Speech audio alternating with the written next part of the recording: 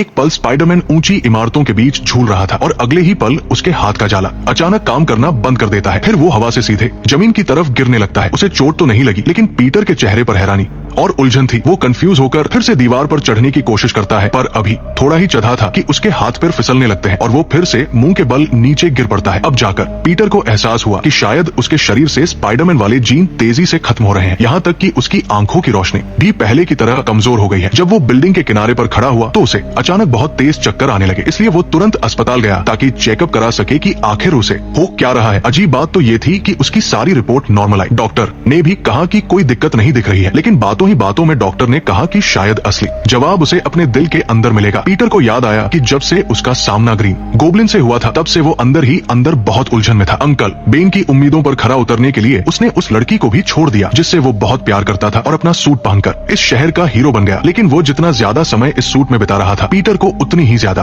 थकान और कमजोरी महसूस हो रही थी। इसके चक्कर में न सिर्फ उसकी पढ़ाई खराब हुई और वो टीचर्स की नजरों में एक बुरा स्टूडेंट बन गया, बल्कि अपनी पिज्जा डिलीवरी की जॉब पर भी वो हमेशा लेट पहुंचता था, क्योंकि वो खतरे में फंसी किसी भी छोटी बच्ची को देखकर उसे अनदेखा नहीं कर सकता था। लेकिन उसकी इस परेशानी को कौन समझता है? न तो उसे एक भी पैसा मिला, उल्टा मालिक ने उसे नौकरी से भी निकाल दिया। उसने सोचा कि न्यूज़पेपर वाले बॉस से एडवांस में कुछ पैसे मांग लूं, लेकिन वहाँ भी उसे सिर्फ ताने ही सुनने को मिले जिसने उसका दिल दुखा दिया। कहते हैं कि घर वो जगह होती है जहाँ सारे जख्म भर जाते हैं, लेकिन उसे वहाँ भी अपने मकान मालिक का सामना करना पड़ा जो बार बार किराया मांग रहा था। उसके पास गुजारे के लिए जो थोड़े बहुत पैसे बचे थे वो भी उसने जबरदस्ती ले लिए। ऐसा लग रहा था जैसे दुनिया भर की सारी मुसीबतें सिर्फ उसी के हिस्से में आ गई हो। वही अगर उसके दोनों बेस्ट फ्रेंड्स की बात करें तो मैरी एक बहुत ही मशहूर स्टार बन चुकी थी और हैरी ने अपने पिता का करोड़ों का बिजनेस संभाल लिया था। शायद इस भागती दौड़ती दुनिया में सिर्फ वही एक अकेला था जो इस भीड़ में संघर्ष कर रहा था। अपने मन की उलझनों को शांत करने के बाद पीटर ने अच्छे से कपड़े पहने और शीशे के सामने कॉन्फिडेंट दिखने की प्रैक्टिस की। घर से निकलने से पहले उसने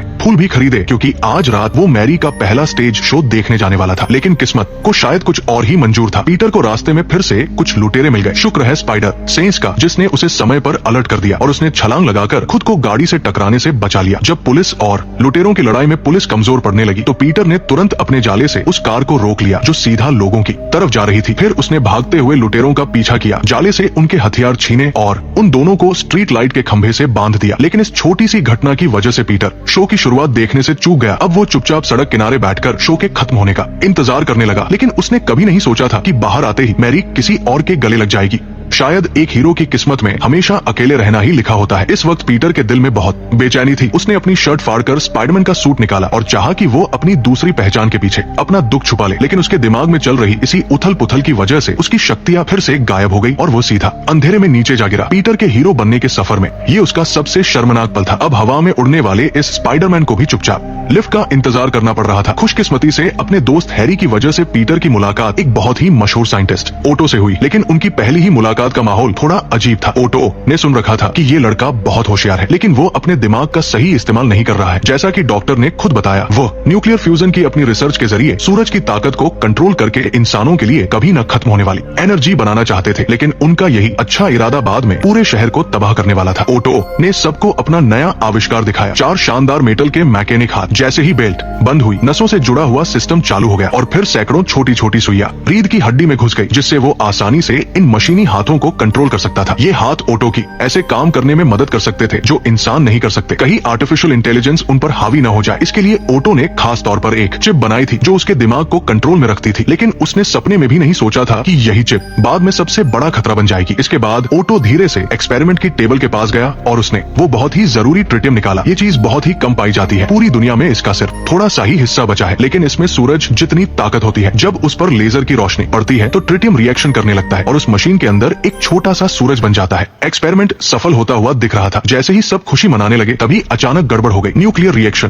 तेज होने लगा और उसकी ताकत मशीन की दीवारों को तोड़ने की कोशिश करने लगी। ओटो के चारों मशीनी हाथ उसे रोकने की पूरी कोशिश कर रहे थे, लेकिन किसी ने ध्यान नहीं दिया कि जैसे जैसे वो छोटा सूरज बड़ा हो रहा था, उसकी खिंचाव की ताकत भी बढ़ती जा रही थी। यहाँ तक कि छत का झूमर भी उसकी तरफ खींचने लगा। पीटर को तुरंत समझ आ गया कि कुछ तो गड़बड़ है, लेकिन डॉक्टर कहते रहे कि सब कुछ ठीक है। उन्होंने इस बात पर बिल्कुल ध्यान नहीं दिया कि वहाँ मौजूद लोग घबरा चुके हैं। तभी मशीन पर बहुत ज्यादा लोड पड़ने की वजह से उसका खिंचाव कंट्रोल से बाहर हो गया और मशीन का कवर भी आसानी से टूट गया। हालात को बेकाबू होता देख हैरी ने उसे रोकना चाहा और एक्सपेरिमेंट बंद करने को कहा, लेकिन साइंटिस्ट कभी किसी की नहीं सुनते। ओटो अभी भी उस सूरज की ताकत को कंट्रोल करना चाहता था। हालात को बिगड़ता देख पीटर ने अपना सूट पहन लिया था। वो बस बिजली काटने के लिए आगे बढ़ने ही वाला था कि ओटो के मशीनी हाथों ने उसे रोक लिया। लेकिन ओटो ने कभी नहीं सोचा था कि उसकी इस जल्दबाजी वाले फैसले की वजह से उसकी पत्नी की जान चली जाएगी। इसके बाद वो खुद भी उस धमाके की चपेट में आ गया। बिजली के एक जोरदार झटके ने उसकी गर्दन के पीछे लगी उस कंट्रोल चिप को जला दिया। स्पाइडरमैन तुरंत बिजली के बोर्ड की तरफ भागा और उसने अपनी पूरी ताकत लगाकर सारे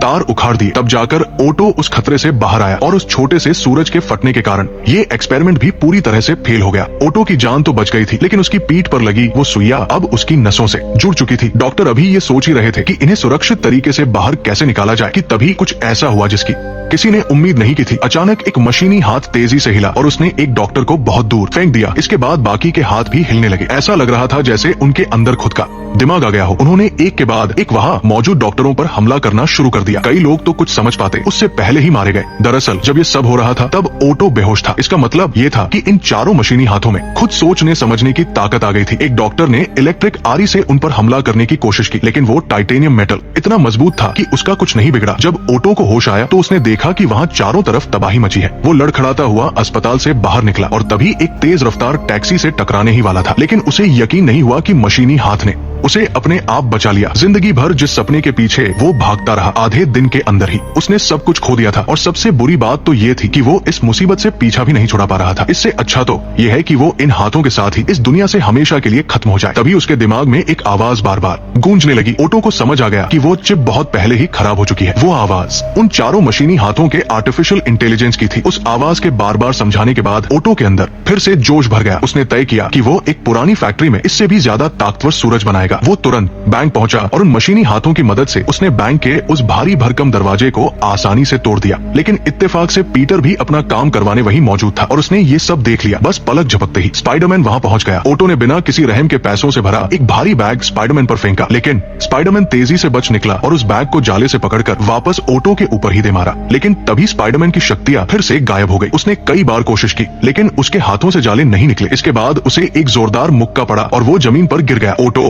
उसके सिर पर हमला करने ही वाला था कि तभी स्पाइडरमैन ने जल्दी से दोनों तरफ जाले फेंके और अपनी पूरी ताकत लगाकर एक भारी सी टेबल अपनी तरफ खींच ली। ओटो बच नहीं पाया और बहुत दूर जाकर गिरा, लेकिन ओटो यही नहीं रुका। उसने एक गाड़ी का दरवाजा तोड़ा और उसे स्पाइडरमैन पर फेंक दिया। इससे भी ज्यादा बुरी बात ये थी कि उसने भीड़ में से आंट मे को पकड़ लिया और उन्हें बंधक बनाकर पुलिस से बचने की कोशिश करने लगा। जब डॉक्टर ऑक्टोपस दीवार पर चढ़कर भागने ही वाला था तो एकदम सही मौके पर स्पाइडरमैन फिर से उसके रास्ते में आ खड़ा हुआ। बार बार अपना काम खराब होने से डॉक्टर ऑक्टोपस को गुस्सा आ गया और उसने आंट मे को सीधा हवा में उछाल दिया। स्पाइडरमैन ने तुरंत अपना जाला फेंका और आंट मे को वापस खींच लिया, लेकिन डॉक्टर ऑक्टोपस ने मौका देखकर पीछे से हमला कर दिया। स्पाइडरमैन अभी संभला भी नहीं था कि उसे लगातार कई मुक्के पड़े। शुक्र है कि आंट मे अभी खतरे से बाहर थी और दीवार के सहारे लटकी हुई थी, इस वजह से वो बच गई। लेकिन इसके बावजूद डॉक्टर ऑक्टोपस उसे लगातार रोक रहा था। स्पाइडरमैन ने हवा में खुद को संभाला ही था कि तभी एक मशीनी हाथ ने उसे पकड़ा और बहुत जोर से सामने वाली बिल्डिंग पर फेंक दिया। डॉक्टर ऑक्टोपस ने मौके का फायदा उठाया और फिर से आंट मे को पकड़ लिया। आंट मे को खतरे में देखकर स्पाइडरमैन ने बिना कुछ सोचे समझे जाले के सहारे बहुत तेजी से छलांग लगाई, लेकिन उसे नहीं पता था कि डॉक्टर ऑक्टोपस के हाथों में एक नुकीला हथियार भी है। पीछे खड़ी आंट मे ने इस खतरे को देख लिया। सही वक्त पर उन्होंने अपने छाते से डॉक्टर का चश्मा तोड़ दिया और पूरी बाजी पलट दी,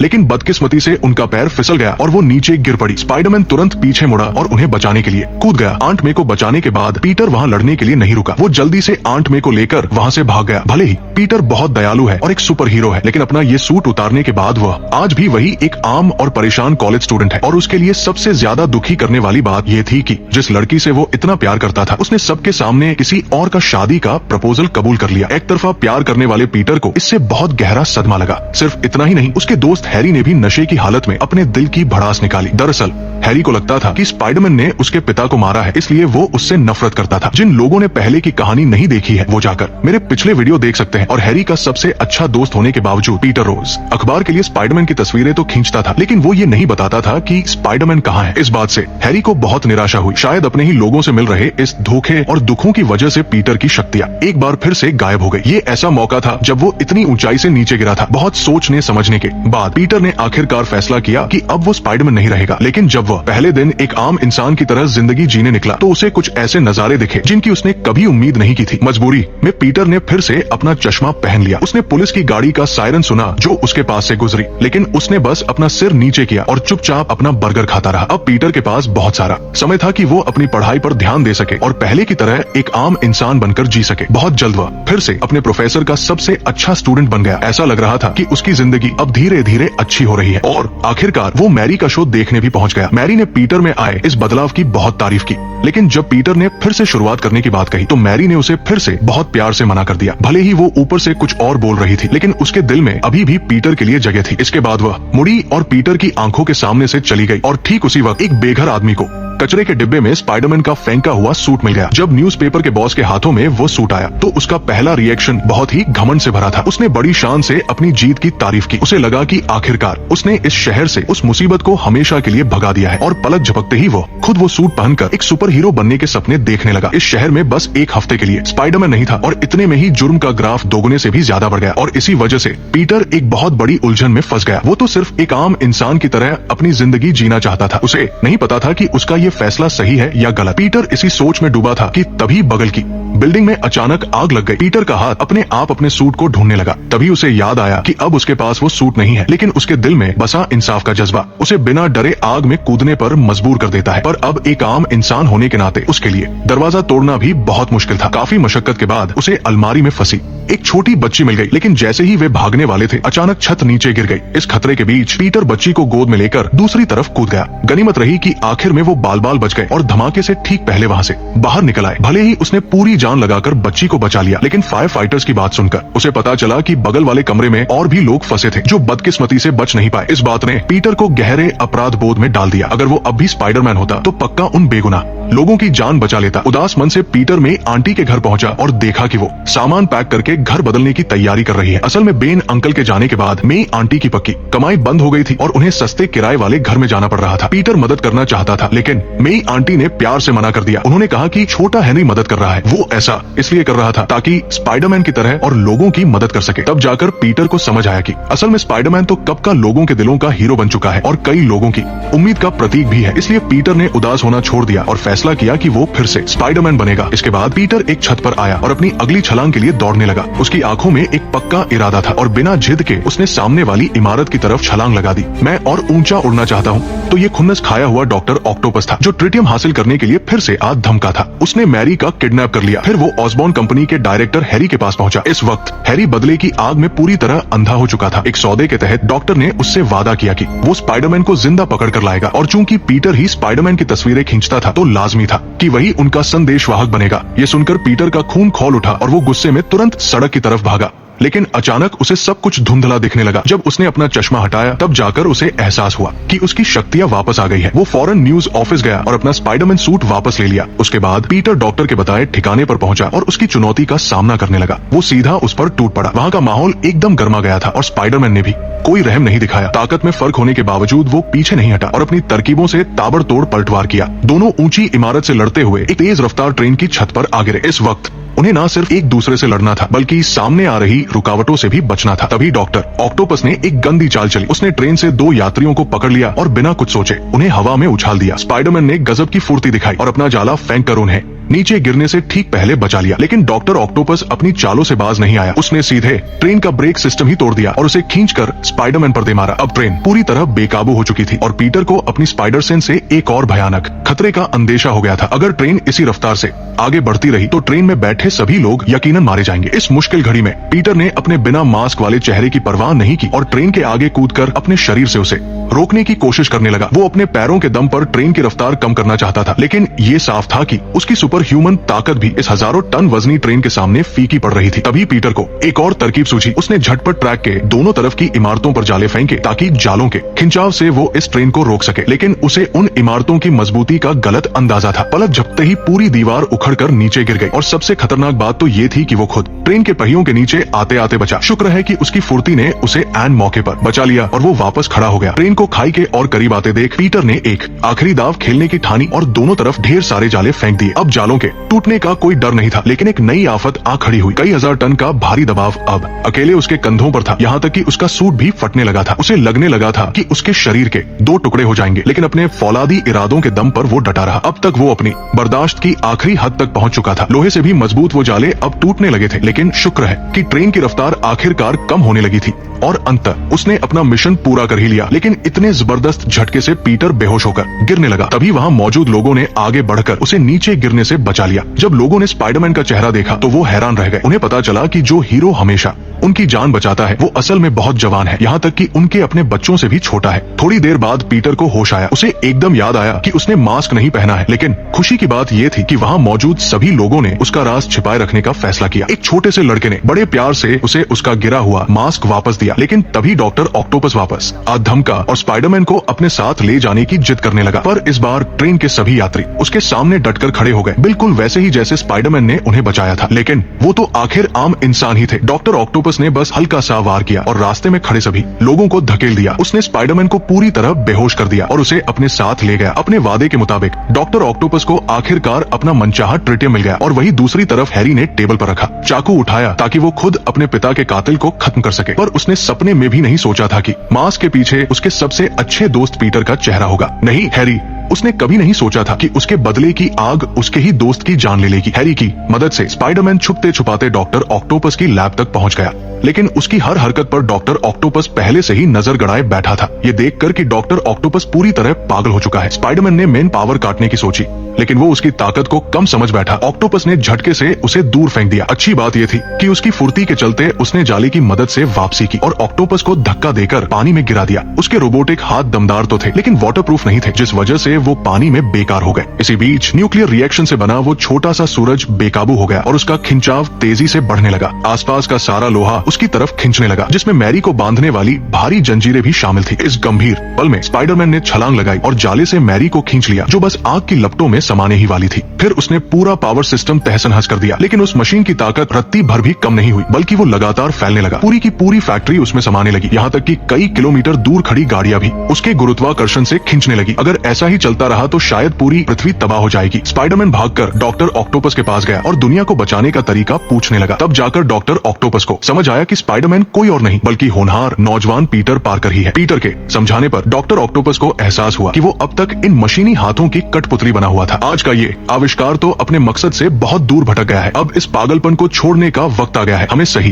काम करना होगा, हमें अपनी जिद छोड़नी होगी, हमें वो हर चीज छोड़नी होगी जो हमें सबसे प्यारी है, यहाँ तक कि हमारे सपने भी। पीटर की इन बातों का डॉक्टर ऑक्टोपस पर गहरा असर पड़ा। वो हिम्मत जुटाकर उस मशीन की तरफ बढ़ा और अपनी पूरी ताकत लगाकर उसे तबाह कर दिया और फिर अपने जीवन भर के सपने के साथ वो नदी के ठंडे पानी में हमेशा के लिए डूब गया। इसी दौरान मैरी को आखिरकार पीटर की असली पहचान के बारे में पता चल ही गया। दुनिया की भलाई के लिए पीटर को अपनी खुशी की कुर्बानी देनी पड़ी थी। एक हीरो को ये कीमत तो चुकानी ही पड़ती है, लेकिन हजारों लोगों की जान के आगे ये दुख कुछ भी नहीं है। किसे पता था कि पीटर की ये बातें मैरी के दिल को छू जाएंगी। मैरी की शादी के दिन सब लोग इंतजार करते रहे, लेकिन दुल्हन का कोई अतापता नहीं था। असल में मैरी ने अब अपना एक पक्का फैसला कर लिया था। वहीं दूसरी तरफ हैरी अभी भी बदले की आग में जल रहा था। उसे समझ नहीं आ रहा था कि वो पीटर को माफ कर दे या उसे मारकर अपने पिता की मौत का बदला ले। जब वो इस कश्मकश में उलझा था, तभी अचानक कमरे में एक डरावनी आवाज गूंज उठी। उसने देखा कि उसके सामने उसके पिता का साया खड़ा है। आईने के पीछे एक खुफिया कमरा था, जिसके अंदर उसके पिता का पूरा ग्रीन गोब्लिन सूट रखा हुआ था। दीवार पर ढेर सारे पंपकिन बॉम्ब लगे थे और जब उसने शेल्फ पर रखी उस सुपर सीरम की बोतल को देखा तो वो समझ गया कि यही उसके पिता की दी हुई सबसे कीमती विरासत है। और इसी वजह से